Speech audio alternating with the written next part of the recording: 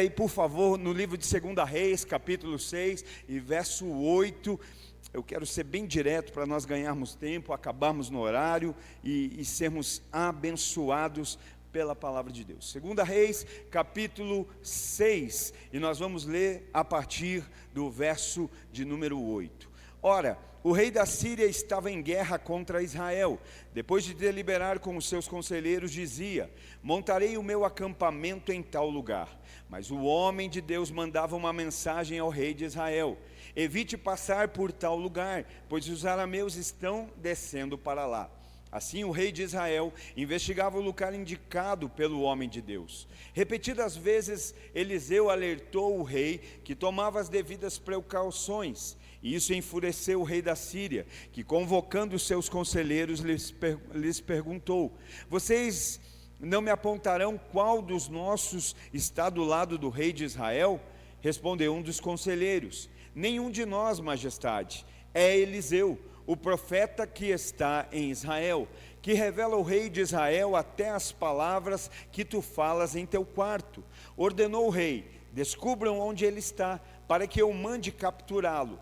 Quando lhe informaram que o profeta estava em Dotã, ele enviou para lá uma grande tropa com cavalos e carros de guerra. E eles chegaram de noite e cercaram a cidade. O servo do homem de Deus levantou-se bem cedo pela manhã, e quando saía, viu que uma tropa com cavalos e carros de guerra havia cercado a cidade. Então ele exclamou: ah, meu senhor, o que faremos? E o profeta respondeu: não tenha medo, aqueles que estão conosco são mais numerosos do que eles. E Eliseu orou: Senhor, abre os olhos dele para que veja. Então o Senhor abriu os olhos do rapaz, que olhou e viu as colinas cheias de cavalos e carros de fogo ao redor de Eliseu. Aleluia. O tema da mensagem que eu quero compartilhar com vocês nessa noite é: não se desespere. Não se desespere. Você pode dizer para quem está ao teu lado, diga: não se desespere. Isso, olha com fé, abre um sorriso e diga: não se desespere. Todos nós, sem exceção, provamos de momentos aonde nós somos tentados, aonde nós somos colocados em circunstâncias que nós temos a eminência de nos desesperarmos. Todos nós já enfrentou ou vamos enfrentar alguma situação que gera um certo descontrole, gera um certo desconforto, e nós temos a tendência a nos desesperar. Mas o que eu quero falar aqui nessa noite não é sobre não ter motivos para se desesperar. O que eu quero falar aqui hoje é que nós temos motivos para não nos desesperarmos. Não é sobre não ter motivo para não desesperar, é sobre ter motivos para não nos desesperarmos. As situações de desespero vão vir, as circunstâncias que vão nos provar acerca do desespero vão acontecer, mas nós temos motivos de sobra para não nos desesperarmos. Alguém crê nisso? Aleluia. Se você não lembra de nenhum, eu vou te dizer: Deus é contigo, Ele é fiel, Ele é justo, Ele não desampara, Ele é o Deus do impossível, Ele é o Deus que dá livramento, Ele é o Deus que está operando e Ele é o Deus que nos dá a vitória. Então é acerca de nós termos motivos para não nos desesperarmos. Alguém crê em tudo isso? Aleluia, graças a Deus. Mas aquém de tudo isso, o verso de número 8 nos diz: ora, o rei da Síria estava em guerra contra Israel. O rei da Síria estava em guerra contra o povo de Deus. O rei da Síria era inimigo de Israel. O rei da Síria era aquele que combatia o exército de Israel, o povo de Israel. E aqui está dizendo que ele estava em guerra. Então o inimigo estava fazendo o quê? Estava criando planos, estratégias, meios para tentar destruir Israel. O inimigo estava arquitetando planos para tentar vencer o povo de Deus. Não sei se você se encaixa nisso, mas hoje a nossa realidade. Em todo o tempo, o inimigo está criando estratégias, planos, métodos para tentar nos destruir, para tentar nos fazer parar, para tentar trazer sobre nós desespero. Então isso é um fato. Existe o inimigo, existe o confronto, existe a batalha. Isso é um fato, né? No sábado estava pregando, fui pregar fora, São João Batista, estava na igreja e falava acerca disso. A vida cristã não é férias, a vida cristã é uma guerra. O povo de Deus é um exército. Nós não estamos aqui de férias, nós estamos aqui em guerra, nós estamos aqui numa peleja, né? Então existe o inimigo, existe o confronto, existe a batalha, mas o mais importante do que tudo isso é saber que existe livramento da parte de Deus, é saber que Deus tem escape, é saber que Deus nos dá a vitória, saber que Deus nos guarda, que Deus protege o seu povo, né? E isso traz sobre nós conforto. Então nós vemos que o inimigo está sempre planejando, projetando, criando planos, meios, estratégias para o quê? Tentar destruir o povo de Deus. Mas o verso 9 nos diz assim: mas o homem de Deus mandava uma mensagem ao rei. Então o inimigo está ali, criando planos, estratégias, meios para tentar destruir o povo de Deus. Mas a Bíblia está dizendo que em contrapartida, do outro lado, Deus usava um profeta, Deus usava um homem para trazer uma mensagem. A cada movimento do inimigo havia uma direção de Deus para gerar livramento. Você não veio para cá para apenas ouvir uma mensagem, uma palavra. Você veio para cá para receber a instrução de Deus, que vai dar livramento para a tua vida, para a tua casa, para a tua família, para a tua existência. Então toda vez que o inimigo planejava atacar, havia o quê? Uma instrução de Deus para dar livramento ao seu povo. E eu gosto de pensar que na verdade a instrução vinha antes, porque Deus nunca vem depois do inimigo. Deus está sempre na frente. Às vezes a gente que não dá ouvido e só vai dar ouvido depois do ataque, mas o livramento já veio antes mesmo do ataque acontecer. Eu vou repetir porque você precisa glorificar isso. Deus nunca chega atrasado, Deus sempre está na frente. Então eu acredito que o livramento já vem até mesmo antes do ataque. Às vezes a gente é que não percebe, às vezes a gente que não reconhece, o valor da palavra. Então toda vez que havia ali uma estratégia, um plano, o rei se reunia e dizia: olha, agora nós vamos atacar o povo ali, nesse momento, quando o povo passar por ali, que eles se distraírem, nós vamos estar lá preparados para acabar com ele. Nesse exato momento, Deus trazia uma revelação ao profeta, o profeta trazia a mensagem e o povo mudava de caminho e recebia livramento. E o povo, escapava das mãos do inimigo. E é tão lindo que o verso 10 ainda diz assim: repetidas vezes. Diga, repetidas. Isso quer dizer que foram muitas vezes que Deus livrou. Deus tem te livrado em todo o tempo. Deus tem nos livrado repetidas vezes. Às vezes, a maioria delas a gente não vê, por isso que a gente às vezes é tão ingrato. Sabe por que você chegou hoje aqui são e salvo? Porque Deus te livrou, te guardou, te protegeu, te trouxe debaixo das poderosas mãos dEle, te guardando, e por isso você está aqui hoje e pode glorificar o nome dEle. Então são repetidas vezes os momentos em que Deus nos protege. E o texto diz: repetidas vezes Eliseu alertou o rei que tomava as devidas precauções. O que é que você faz com os alertas da parte de Deus? O que é que você faz com as mensagens que Deus envia para te proteger, para te guardar, para te livrar, para te fazer crescer? O rei ouvia, e a partir de que ouvia, ele tomava as devidas precauções. Ele recebia aquela mensagem, e a mensagem que ele recebia mudava o comportamento que ele iria ter, mudava o planejamento. Será que Deus ainda pode mudar a sua agenda? Será que Deus ainda pode mudar o seu dia? Será que Deus ainda pode mudar o seu cronograma? Eu já estou com tudo planejado para amanhã, mas e se hoje Ele te der uma direção, uma mensagem dizendo muda, sai que é roubada, corre que é fria, corre que é laço? Será que a gente está disposto a dizer: Senhor, pode mexer na minha agenda, pode tocar no meu cronograma, pode mexer aonde o Senhor quiser? E eu creio que se Deus está falando hoje aqui, é porque Ele tem livramento para nós, Ele tem livramento para a sua vida, Ele tem livramento para a sua casa, Ele tem livramento para a sua família, em nome de Jesus. Então o rei ouvia e tomava as devidas precauções. O meu coração já está queimando, que o Espírito Santo está me dizendo que tem gente que já está revendo aqui, já está revendo programações, planejamentos, decisões, está entendendo, e glória a Deus por isso, porque a partir dessa atitude, creio, o inimigo vai ser envergonhado, e Cristo será glorificado na tua vida. Alguém crê nisso? Você crê? Levante sua mão e dá um aplauso a Jesus bem forte aqui nesse lugar. Glorifica Ele, porque Ele está te dando livramento, Ele está te guardando, Ele está te preservando, Ele está apontando um novo caminho para você. Então o rei ouvia, e a partir do que ouvia, ele tomava as devidas precauções. Sabe o que precaução fala? De alguém precavido. Tem um ditado que diz acerca de alguém ser pego de calça curta. Como é uma situação horrível. Mas alguém que anda debaixo da direção da palavra nunca será pego de surpresa.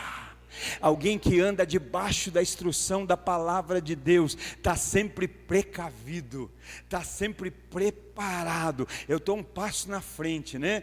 Eu estou andando debaixo da palavra, não vou cair em cilada, não vou cair em armadilha, né? Eu vou prevalecer. A palavra de Deus te livra de ciladas do inimigo, de armadilhas do inimigo, mas a palavra te guarda, te protege, né? Te dá o livramento. E o verso 11 então nos diz que isso o que? A revelação que o profeta trazia, a instrução que o profeta trazia, enfureceu o rei da Síria. Olha só, havia alguém ali que ficava enfurecido, e é o rei da Síria. O verso 11 diz: isto enfureceu o rei da Síria. Então o livramento de Deus, que Deus dava ao seu povo, por intermédio da instrução, da direção da palavra de Deus, enfurecia alguém. Mas enfurecia quem? Enfurecia o inimigo. O inimigo ficava enfurecido, porque estava tendo uma revelação que trazia livramento ao povo de Deus. Deus dava uma instrução, o profeta compartilhava a palavra, o povo recebia, tomava as devidas precauções, o inimigo não conseguia obter êxito, e o rei inimigo ficava enfurecido. Ficou claro para você? Quem precisa se enfurecer com uma palavra de alinhamento, de correção, de direcionamento, com uma palavra de profética, é o inimigo, não aquele que se diz amigo de Deus. Se tem alguém que tem que se chatear por uma palavra de correção, é o inimigo. Se tem alguém que tem que se enfurecer com uma palavra que traz livramento, é o inimigo do povo de Deus. Eu pensava hoje nessa manhã, já ouviu Salmo 23, Davi fala isso, o Senhor é o meu pastor e nada me faltará, Ele me faz andar em verdes pastos, me leva a águas tranquilas, refrigera-me por amor ao seu nome, ainda que eu passe pelo vale da sombra da morte, eu não temerei, pois a sua vara e o seu cajado me sustentam, me protegem. Sabe o que eu pensei, você precisa pensar hoje também? Que o mesmo cajado do pastor que traz a ovelha para perto, afugenta o lobo. Que o mesmo cajado que protege a ovelha, fere o lobo. Você só precisa entender o que é que eu sinto quando o cajado está em ação. Se eu sou ovelha, eu entendo que esse cajado me protege, que esse cajado está me trazendo para perto, que esse cajado me sustenta, que esse cajado me protege. Agora o lobo não, quando ele vê o cajado do pastor, ele corre. Então o mesmo cajado que atrai a ovelha, afugenta o lobo. E esse é o papel do pastor, proteger a ovelha, né? Então nós estamos vendo aqui que essa palavra de direção, ela fazia com que o rei inimigo se enfurecesse. Então o verso 12 está dizendo que, se movendo debaixo dessa direção da palavra de Deus, o povo estava obtendo livramento. O povo estava alcançando vitórias, o povo estava sendo abençoado. Sabe, querido, nós não podemos fazer desse momento, desse lugar, um ambiente místico. Isso aqui é só um prédio, né? Esse prédio não tem nada para oferecer, esse prédio só ganha um sentido quando nós estamos dentro dele. Então o simples fato de estarmos aqui dentro não vai mudar nada, não muda a nossa vida, não muda a nossa condição e não muda a nossa história. Mas dentro desse prédio nós ouvimos uma palavra, ouvimos uma mensagem, ouvimos uma direção de Deus, que se nós recebemos no nosso coração e passamos a viver segundo ela, vai produzir bênçãos, vai produzir livramentos, vai produzir vitória na nossa vida. Então aqui nós estamos vendo que esse povo estava alcançando isso, porque eles fizeram daquela instrução, daquela direção, uma revelação. Aquilo para eles não era uma opinião. Quantas pessoas que não mudam de vida e frequentam culto após culto e não têm a sua vida mudada, por quê? Porque para eles a palavra de Deus é apenas uma opinião. Porque para alguns a palavra de Deus é apenas uma sugestão. Tá bom, falou lá, se eu quiser eu faço, se eu não quiser. Nós temos essa liberdade? Temos, claro que temos. Mas uma sugestão não tem poder para mudar a nossa vida. Uma opinião não tem poder para mudar a nossa vida. Aquele povo não entendia aquela direção como opinião ou sugestão, mas sim como uma revelação. Uma revelação de Deus para o seu povo. E o que é uma revelação? Revelação é quando Deus se aproxima do povo, é quando o Criador se aproxima da criatura, é quando o Pai se aproxima dos filhos, é Deus falando com a gente, é Deus instruindo a gente. Então a gente não pode tratar revelação como opinião. A gente quer aquelas revelações, né? Que alguém desce, bota a mão em você e começa a falar um monte de coisa que você fala, meu Deus, vai... Mas a maior de todas as revelações que nós temos é a palavra de Deus. Essa é a maior de todas as revelações, essa é a revelação mais importante. Às vezes o sujeito está com a vida toda esculhambada, toda bagunçada, e alguém vai lá e fala, porque vai ser assim, vai ser assado, vai ser...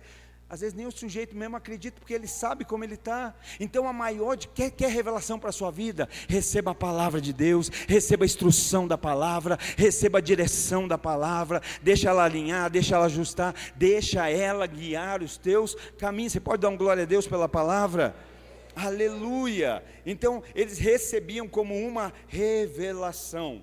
Então no verso 13 a Bíblia diz assim, e ordenou o rei, descubram onde ele está, que eu vou mandar capturá-lo. Então o rei, quando começa a perceber que os planos dele não estão mais surtindo êxito, que os planos dele não estão mais alcançando sucesso, que os planos dele não estão dando mais certo, eu quero crer no nome de Jesus, que assim o diabo está pensando da tua vida, não consigo ganhar mais uma dele, não consigo nem sequer fazer ele trupicar, não consigo mais fazer em nome de Jesus, né? O que aconteceu? Ele disse, o que está acontecendo? Por que nós não estamos conseguindo acabar com o povo? Por que nós não estamos tendo vitória? Eu acho que a gente tem um espião aqui dentro, eu acho que alguém anda indo lá e contando o que nós vamos fazer. Nós temos aqui, né, alguém que está jogando dos dois lados, alguém que está entregando os nossos planos, né, alguém que aí está nos entregando as nossas estratégias, e alguém lá no território do inimigo, pensa nisso, irmão, isso é lindo demais,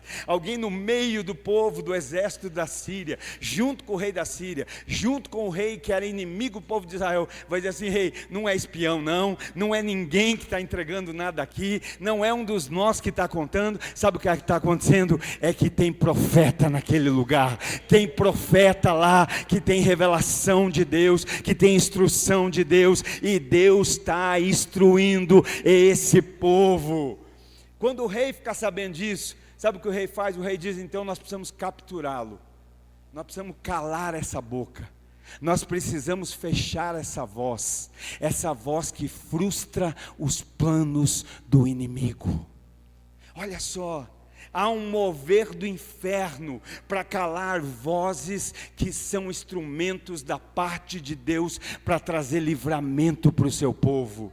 Existe um movimento no inferno, maligno, para calar vozes que Deus usa para dar livramento ao seu povo. Olha só, o rei diz: então vamos descobrir onde ele está, porque nós precisamos pará-lo, nós precisamos fazer ele cessar, nós precisamos calar essa voz. Mas nós estamos vivendo um tempo onde a voz profética não vai se calar, pelo contrário, ela vai ecoar cada vez mais, ela vai aumentar ainda mais. Ainda que cortem a cabeça do João Batista, ele pode perder a cabeça, mas a profecia não vai se calar, ela vai permanecer, a voz vai continuar ecoando.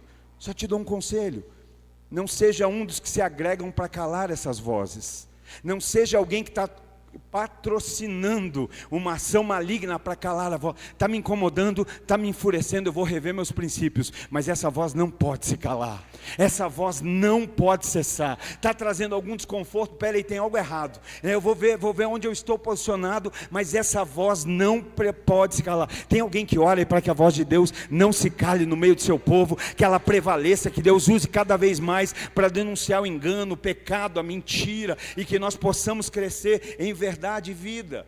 Sabe, nós vemos aqui esse povo provando de tudo isso, e o rei está dizendo: vamos parar, vamos cessar essa voz. Ele frustra os nossos planos, ele está nos impedindo. Então no verso 14 a Bíblia diz que o que ele faz? Ele manda para onde está o profeta Eliseu uma grande tropa, um grande exército. Eu fico maravilhado com isso, meu Deus, eu falo, que sensacional. Já pensou isso? O inferno ter que delegar um grande exército por tua causa? Ou será que nós somos aquele que o inferno diz: não, esse aí deixa aí, isso é café com leite, esse aí não cheira, não fede, deixa aí. Mas o rei está dizendo: pega um grande exército, uma tropa, e vai lá, porque nós temos que parar esse sujeito, nós temos que calar a voz dele, nós temos que silenciar a voz dele. Uma grande tropa, uma grande investida. Não sei se você entende isso, meu querido, mas uma grande tropa, uma grande investida só é necessário aonde existe uma grande resistência.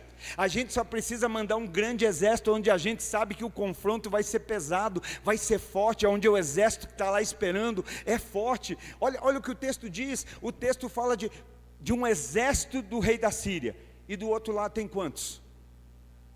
2. Meu Deus, pensa, vem vindo um exército que cerca uma cidade, e dentro da casa tem quantos? 2. E ainda nem é 2, né? Vamos lá, vamos dar uma moralzinha para esse servo aí. Você consegue entender o poder de Deus na vida de alguém que verdadeiramente decide viver os seus planos, os seus projetos, a sua vontade? É necessário um exército, é necessário uma grande investida. O inferno fica doido e fala: nós precisamos parar. É dois, mas tem que ir um exército, tem que ir uma grande tropa para tentar fazer cessar. Sabe, isso é tão forte, porque essa grande tropa só é necessária para enfrentar um grande exército. Eu vou repetir, porque isso precisa ficar claro na tua mente. Se você é alguém de fé, se é alguém de oração, se é alguém que crê que Deus está fazendo, que Deus está operando, você precisa entender. O inimigo está dizendo: quem é? É o profeta Eliseu. Então pega uma grande tropa, pega um grande exército e vai tentar pará-lo. O que você quer dizer com isso, pastor? Que até o inimigo já viu o poder que você ainda não viu que tem. Que até o inimigo já viu o poder que um homem sujeito a Deus tem. Só a gente que às vezes não entende. O inimigo está dizendo: não dá para mandar qualquer um, não dá para mandar meia dúzia. Tem crente que fica: veio uma grande luta. Irmão, se veio grande luta, é porque o inferno sabe daquilo que você carrega de Deus, sabe o quanto você carrega de Deus, o quanto de Deus há na sua vida. Você devia dar glória a Deus por esse grande exército, por essa grande luta. Sabe qual é o momento que nós não enfrentamos batalhas e confrontos? Quando nós estamos do mesmo lado que o inimigo. A gente só não vai enfrentar. Tem crente que fica triste porque está tendo luta. Fique triste se você for crente e não estiver tendo luta, porque eu só não vou ter luta com o inferno se eu estiver do mesmo lado dele. Nós só não vamos ter luta com as trevas se estivermos caminhando com Ele, porque se tiver oposto, vai ter luta, vai ter batalha, vai ter perrengue, mas já tem vitória, porque o nosso Jesus já venceu, já triunfou, aleluia! Então nós compreendemos isso, que coisa maravilhosa, então é necessário, queridos, domingo chegou aqui um exército avivado, revestido, fortalecido. Mas deixa eu dizer algo para você, o encontro não acabou lá, o encontro começou lá, é para agora, é todo dia, é toda hora. Você só precisa ficar passando de encontro ano por ano se você não viver ele todo dia. Então vive todo dia, alimenta esse exército, afia a espada, está ali afiando o machado, não volte a ser cego, não retroceda. Olha o que Deus está falando aqui, grande exército, não volte a ser osso seco. O que os irmãos estavam falando aqui domingo? Eu estava morto, eu estava desviado, eu estava não sei o que, eu era osso seco. Deus entrou no vale, soprou no vale, alinhou ossos, trouxe cartilagem, trouxe músculo, trouxe artérias, colocou de pé, soprou o fôlego de vida e fez de ossos secos um grande exército. Mas a palavra dele está te dizendo hoje, não volte a ser osso seco.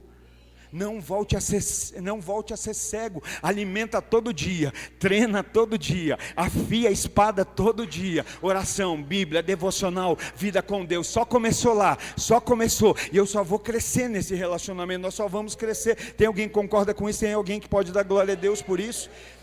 E o verso 14 diz então o momento que o rei de fato agora coloca a ação em prática, e o texto diz então, chegaram de noite.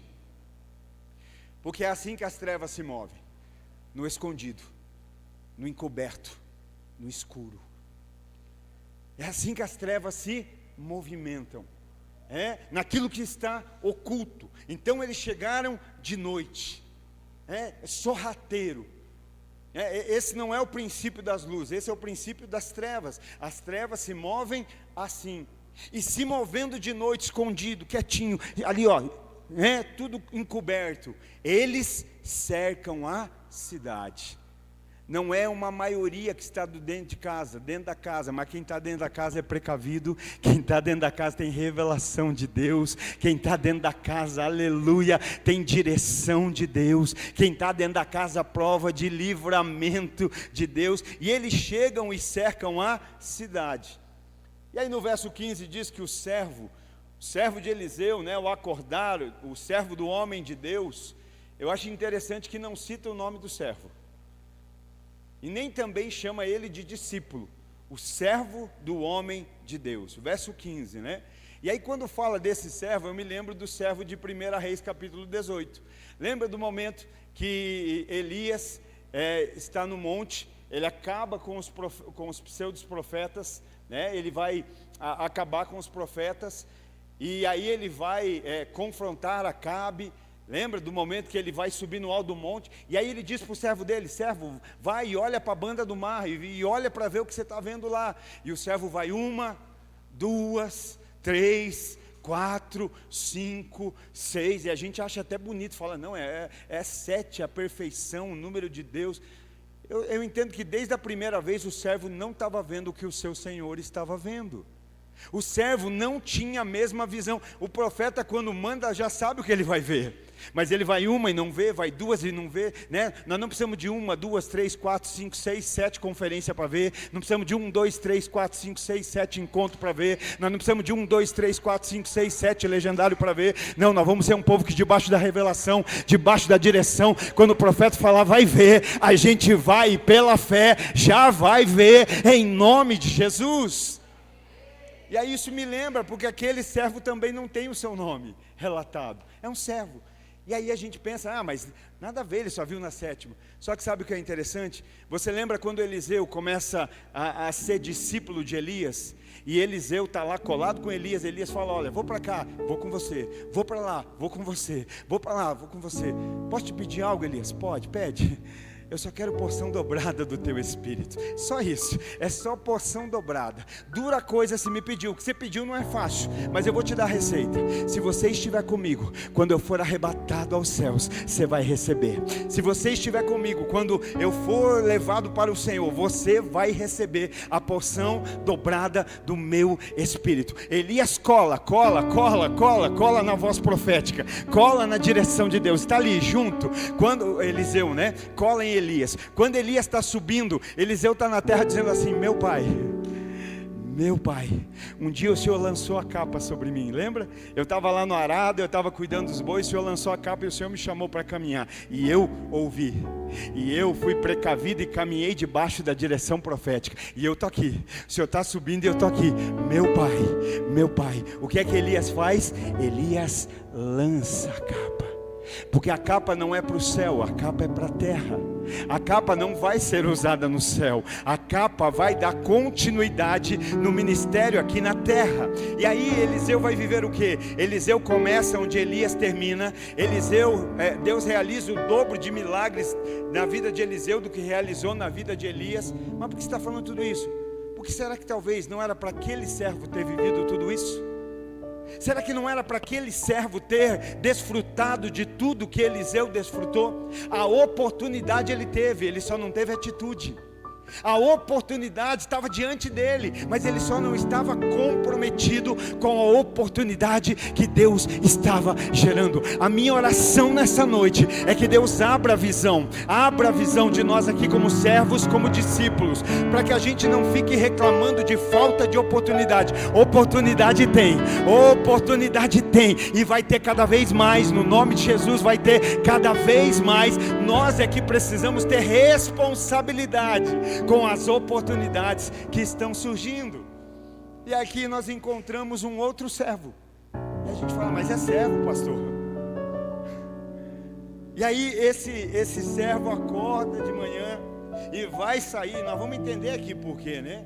Esse servo sai e olha, e ele vê, e quando ele olha e vê, o que é que ele vê? Ele enxerga um grande exército inimigo, ele enxerga o ataque do inimigo.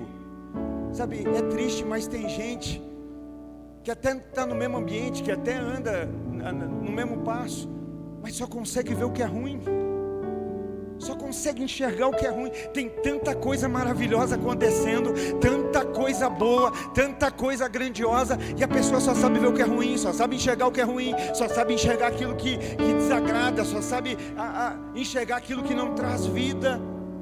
Esse homem está vendo o inimigo, está vendo o exército inimigo. E por que isso é um problema? Porque quando ele vê tudo isso, ele diz assim: ai meu Senhor. Eu não sei se você entende, mas esse ai meu Senhor é sinal de desespero. O que é que nós vamos fazer agora? Deus te chama nessa noite para mudar a visão, para mudar os teus olhos, porque a Bíblia diz que se teus olhos forem bons, todo o teu corpo será luz. Comece a contemplar e enxergar aquilo que é bom, comece a olhar para o crescimento, comece a olhar para o que é saudável, comece a olhar para aquilo que é benefício, comece a olhar para as bênçãos, comece a olhar para as maravilhas, comece a olhar para tudo aquilo que de bom o Senhor está fazendo. Tem alguém vendo Deus fazendo algo de bom nesse tempo? Tem alguém vendo Deus fazendo algo de bom na sua casa, na sua família, na sua igreja, na sua cidade? E você pode glorificar a esse Deus, porque Ele é bom, Ele é santo, Ele é fiel, Ele é justo, e Ele realiza tudo aquilo que é bom vem dEle, tudo aquilo que é bom vem dEle. Aleluia. Sabe, nós temos a tendência de desesperar, desanimar, quando a gente olha demais para o inimigo. Sabe, a gente olha mais para o que o inimigo está tentando fazer. Não vou nem dizer para aquilo que o inimigo está fazendo. A gente olha demais para aquilo que o inimigo está tentando fazer, porque ele está só tentando. E é nesse momento que ele olha e esse servo diz: ai meu Deus, ai, não é, meu Senhor. E esse Senhor é um Senhor com S minúsculo, não é meu Deus, é meu Senhor, é Eliseu. Ah, meu Senhor, e agora? O que nós vamos fazer? Como é que nós vamos ficar agora? O que vai ser de nós? Mas o profeta tem resposta. Tem uma resposta. Você veio para cá nesse lugar, nessa noite, dizendo: Senhor, fala comigo. Senhor, me responde. E o Senhor está respondendo. O Senhor está liberando uma palavra profética sobre a tua vida. O Senhor está liberando uma palavra profética sobre a tua casa. O inimigo já tinha cercado, o inimigo já estava ao derredor, o inimigo já tinha planejado, arquitetado, estava botando em prática a ação para destruir, para matar e para roubar. Mas a palavra de Deus nessa noite traz sobre você força, graça, discernimento, direcionamento. E pega isso no teu coração: o inimigo não prevalece contra a tua casa, o inimigo não prevalece contra o teu casamento. Aquilo que o Senhor uniu, o homem não separa. Aquilo que Deus colocou de pé, o homem não derruba. A porta que Ele abre, ninguém fecha. Aleluia! Creia nisso. É nesse momento de desespero que o profeta responde. Fica atento quem você busca no momento do desespero. No momento do desespero a gente fica suscetível a muitas coisas. E tem gente que no momento do desespero a gente ouve e a gente fica ainda mais desesperado. Tem gente que no momento da desmotivação a gente ouve e fica ainda mais desmotivado. Mas ele está falando com o profeta, e a Bíblia diz, verso 16: e o profeta respondeu. O que Deus está respondendo para você hoje aqui nessa noite. E ele disse: não tenha medo. Não tenha medo. Alguém pega isso? Faz sentido para a vida de alguém? Não tenha medo. Não tenha medo. Você que hoje ainda se viu diante de um grande exército inimigo, você que ainda hoje se deparou com uma grande batalha, você que ainda hoje se confrontou com uma grande luta, o Senhor está te dizendo: não temas, não temas, não tenha medo, não tenha medo. Aleluia! Não se desespere. Por quê, pastor? Porque não tem motivo para nos desesperar? Não, porque você não está sozinho. Você precisa glorificar. Não, é porque você não está sozinho. Você não está desamparado. Você não está esquecido. Aleluia! Melhor ainda, você está muito bem acompanhado. Não tema, não tenha medo. Sabe, é tão lindo porque ele vai dizer ali, ó, não tenha medo. Maior é o número daqueles que estão conosco do que aqueles que estão com eles. Sabe o que ele está dizendo? Você está achando que o exército deles é grande? Você ainda não enxergou o nosso. Você está achando que o exército dele é forte? Você ainda não viu a força do nosso. Você ainda não enxergou quem está pelejando por você, quem está guerreando as tuas batalhas, quem é contigo. Sabe, se o número do exército deles é grande, o nosso nem se compara. Aqueles que estão conosco são muito mais numerosos do que eles. Sabe, o servo está ao lado do profeta, no mesmo ambiente que o profeta, na mesma casa que o profeta, mas não tem a mesma visão do profeta. Está no mesmo ambiente geográfico, mas não está vendo o que o profeta vê. Está na mesma casa, no mesmo ambiente, mas não tem a visão que o profeta tem. E por não ver como o profeta vê, ele se desespera, ele desacredita, ele se torna incrédulo. Sabe, aonde está o fator que poderia gerar derrota ali? Na sua opinião, qual o fator que poderia gerar derrota? O grande exército inimigo ou a pequena visão do servo? O que poderia trazer fracasso, derrota, perda e morte para aqueles homens? O tamanho do exército inimigo ou a pequena visão daquele servo? Por que você está dizendo isso? Porque aquilo que pode te abater não é o tamanho do inimigo que te afronta, mas é a falta de fé que você deveria ter no seu coração, de acreditar. Jesus me prometeu que Ele estaria comigo todos os dias, Ele me prometeu e Ele é fiel, Ele não desampara, Ele não abandona, e se Ele prometeu, eu creio. Sabe, a visão pequena dele traz uma declaração ainda pior. O que é que nós vamos fazer? O que é que vai ser de nós agora? Porque aquilo que nós colocamos para fora é aquilo que nós estamos entendendo e sentindo. Ali a visão dele comprometia a batalha. A visão pequena era um fator muito maior de derrota do que o exército inimigo. E aí, indo para o final, no verso 17, então, Eliseu ora. Lembra que eu comecei dizendo? Oração e fé. A oração do Eliseu não é para Eliseu ter fé, é para o servo ver. Eliseu tem fé na oração que faz. Senhor, abre os olhos dele.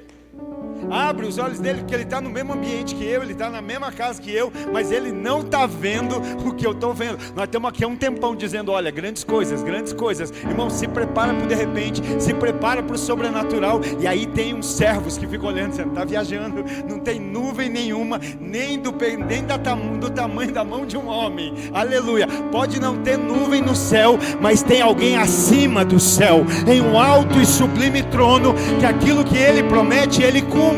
Aquilo que ele anuncia, ele realiza. Eu não preciso ver nuvens para crer que Deus continua soberano e absoluto no céu. A ele honra, a ele glória. Abre os olhos dele para que ele veja. E a partir da oração os olhos dos servos se abriram. A partir da oração os olhos dos servos se abriram. E o que ele vê? Ele vê que acima do exército inimigo havia um exército muito maior da parte de Deus. Havia uma ação e um mover do céu que apareceu naquela hora.